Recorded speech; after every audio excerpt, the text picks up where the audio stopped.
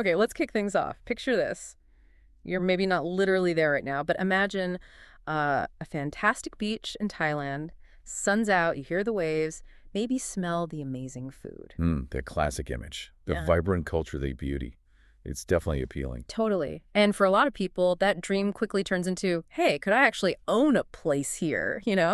That idea of having your own slice of paradise is a huge pull for foreigners looking at Thai real estate. It really is. Thailand has this unique mix, doesn't it? Amazing coastlines, the buzz of cities like Bangkok, incredible culture, and, well, historically, it's often seemed like good value compared to other spots globally. For sure. The dream is powerful. But then comes the practical side, actually buying property there with different rules, a whole different system, maybe language barriers too. It can suddenly feel less like a dream, more like homework. Or a maze, yeah. Yeah. There's definitely a gap between wanting to own property and understanding the actual nuts and bolts of doing it legally and safely. Which is exactly why we're doing this deep dive. We want to cut through some of that complexity, focusing specifically on one path.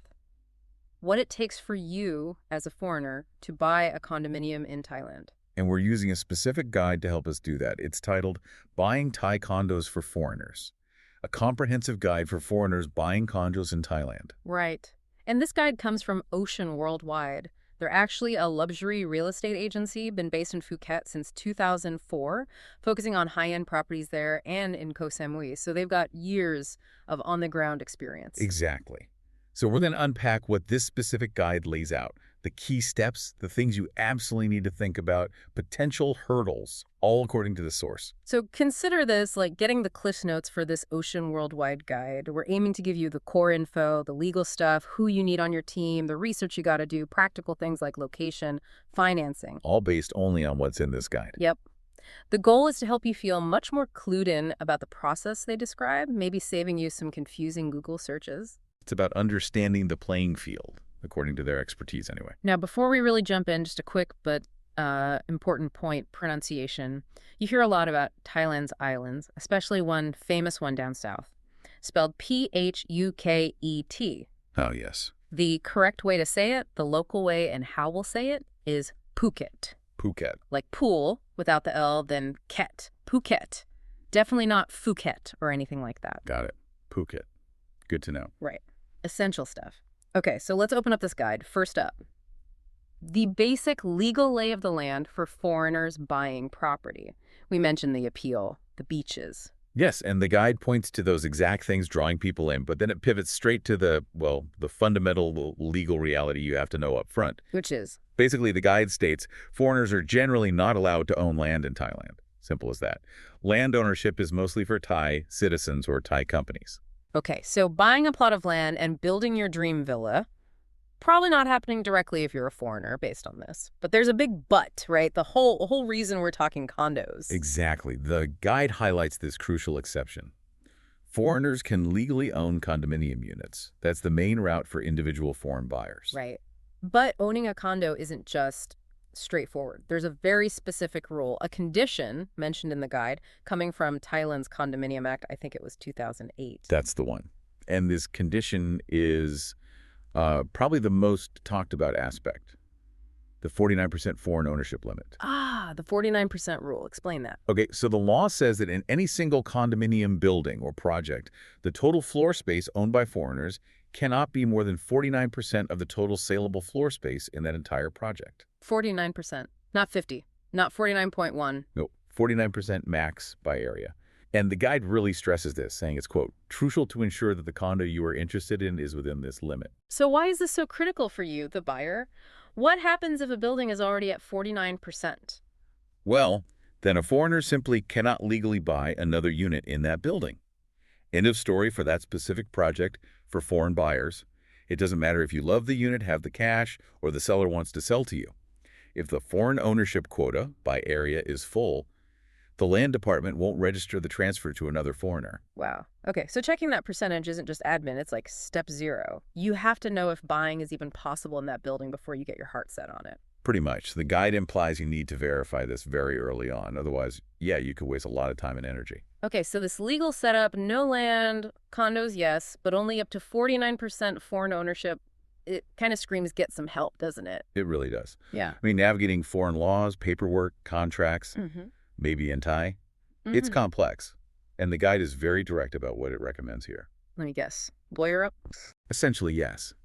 But specifically, it says engage a reputable lawyer who specializes in real estate transactions in Thailand. That's the key phrase. Specializes in property in Thailand. Right. Not your cousin who does corporate law back home. You need someone who lives and breathes Thai property law. What does the guide say this lawyer actually does for you? Their role is pretty vital, according to the source. They guide you through all the legal hoops, make sure you're ticking all the boxes according to Thai law. A huge part is reviewing the contracts, the purchase agreement, all that fine print. Which can be dense, I bet. Oh, absolutely. And potentially not in your first language. So they scrutinize those documents. Fundamentally, though, their job is to protect your interest as the buyer throughout the whole process. That sounds indispensable, honestly, like having a local expert firmly in your corner. Skipping that step feels like, well, like a really bad idea. Yeah. The guide definitely presents it as non-negotiable for proper due diligence. It's about managing risk. Think about title deed checks, making sure the seller actually owns it free and clear, understanding all the clauses. A specialist lawyer handles that. Okay, so you've got your Thai property law expert lined up. What's the next big piece of homework the guide assigns before you get too far down the road? Researching the developer Yeah. thoroughly. The guide emphasizes doing this before you commit your money. Makes sense. What kind of things should you be digging into about them? You need to look at their track record. Have they actually finished projects before? What's their history like? Look into those previous projects. What's the quality like? Yeah. And what's their reputation, in the industry with past buyers? Do they deliver on promises, on time? So getting a feel for their credibility and the quality they produce, and the guide suggests going beyond just checking websites, right? Yes, very practical advice here. It recommends actually visiting projects they've already completed. Go see them in person. And when you're there, what are you looking for? Just the general vibe? More than that. The guide says, assess the construction quality. Look closely. How's the building holding up? Materials look decent. Any obvious issues? And crucially, it suggests trying to talk to people who actually live there. The residents. Yeah.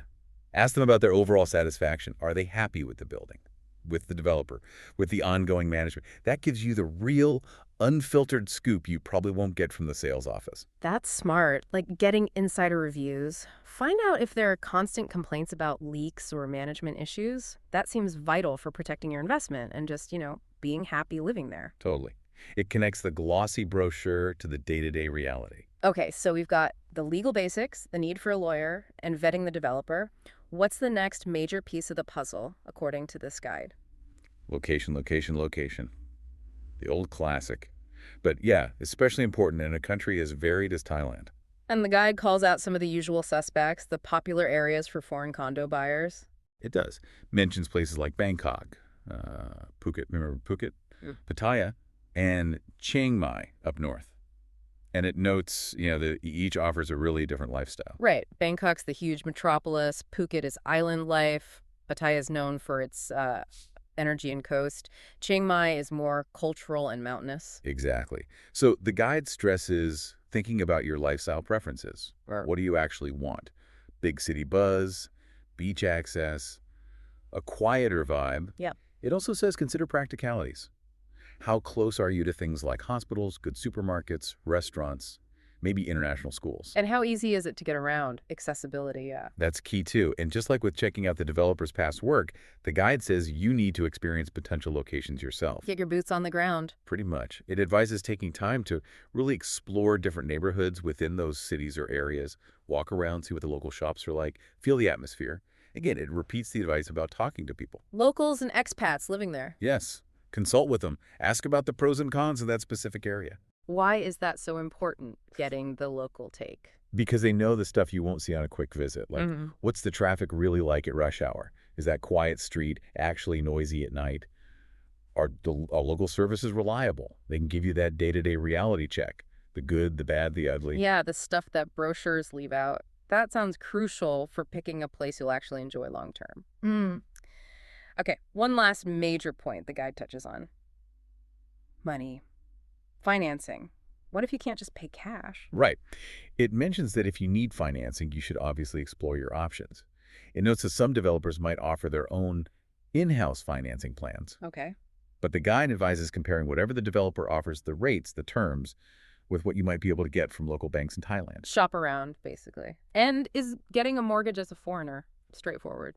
Well, the guide briefly flags that the eligibility criteria for foreigners wanting mortgages in Thailand might be different. It doesn't spell exactly how they differ in this snippet, but the takeaway is clear. Don't assume it works the same way as back home. You'll need to research what Thai banks require from foreign borrowers. Got it.